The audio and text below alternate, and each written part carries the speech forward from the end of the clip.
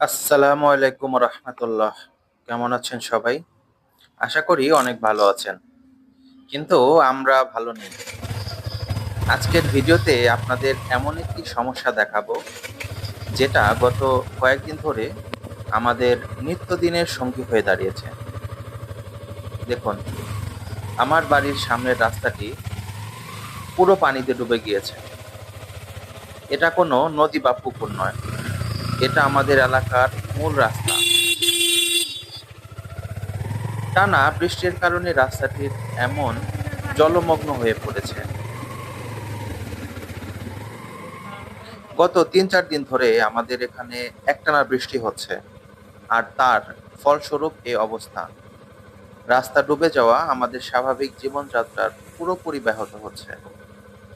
School কলেজে যাওয়া, অফিসে যাওয়া, এমনকি সাধারণ বাজারঘাট করাও এখন একটা বড় চ্যালেঞ্জ। সবচেয়ে বড় সমস্যা হলো এই নোংরা পানি জমে থাকার কারণে ঝুঁকিপূর্ণ ও স্বাস্থ্য ঝুঁকিরও বাড়ছে। মশা মাছির উপদ্রব বেড়ে গেছে এবং নানা ধরনের পানিবাহিত রোগ ছড়ানোর আশঙ্কা তৈরি হয়েছে।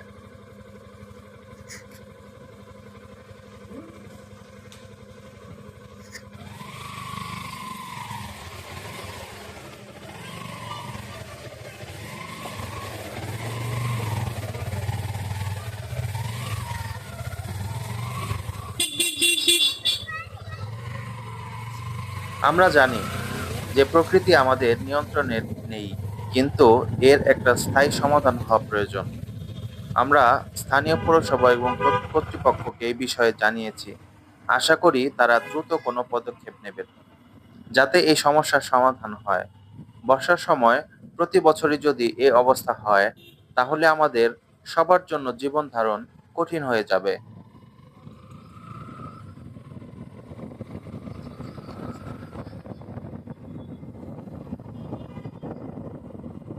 আমি চাই এই ভিডিওটি সবার কাছে পৌঁছাক, যাতে আমাদের এই সমস্যা সম্পর্কে সবাই জানতে পারে। আপনারা কি ভাবছেন এই পরিস্থিতি নিয়ে? আপনার এলাকায় কি এমন কোনো সমস্যা হচ্ছে? কমেন্ট করে অবশ্যই জানাবেন। এই ভিডিওটা যদি ভালো লাগে তাহলে লাইক করবেন এবং চ্যানেলটি সাবস্ক্রাইব করতে ভুলবেন না। এবং যারা ফেসবুকে দেখছেন, সবাই লাইক, কমেন্ট, ফলো দিয়ে পাশে থাকবেন। যদিও ভিডিওটি আরেকটু লং হবে, কারণ জলাবদ্ধতা একটি সামাজিক নয়, একটি পরিবেশগত সমস্যা। কারণ বৃষ্টি বাদল হবেই এবং আমাদের তার মোকাবেলা করতে হবে। অতিবৃষ্টির কারণে জলাবদ্ধতা তৈরি হয়, সেখানে মশা থেকে মাছির উপদ্রব হয় এবং ডেঙ্গুর মতো মরণ ব্যাধির একটি আশঙ্কা থাকে।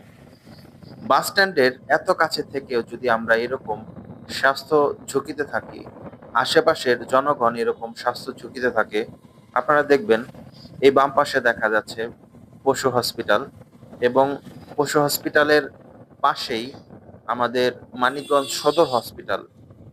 তো এত কাছাকাছি জায়গায় যদি এরকম জলাবদ্ধতা তৈরি হয়, এখানকার মানুষ এত সমস্যায় আচ্ছাদিত থাকে, তাহলে আসলে পৌরসভার ভিতরে থেকে পৌরসভার নাগরিক সুবিধা যদি মানুষ না পায়, তাহলে এর দায়ভার বা আমরা কার কাছে গিয়ে এটা সমাধান পাবো? সকলের কাছে আমার এটা প্রশ্ন রইল, এবং সকলের কাছে অনুরোধ, আপনারা এই ভিডিওটি বেশি বেশি করে শেয়ার করে ছড়িয়ে দিবেন। কেননা আগামীকাল যদি আপনার কোনো সমস্যা হয়, সেখানে যেন আমি পাশে গিয়ে দাঁড়াতে পারি। এবং আজকে আপনি একটা প্ল্যাটফর্ম তৈরি করে দিন, যেন সকলে সবার পাশে এসে দাঁড়াই। আজকের মতো এ পর্যন্তই। সকলে ভালো থাকবেন এবং সুস্থ থাকবেন।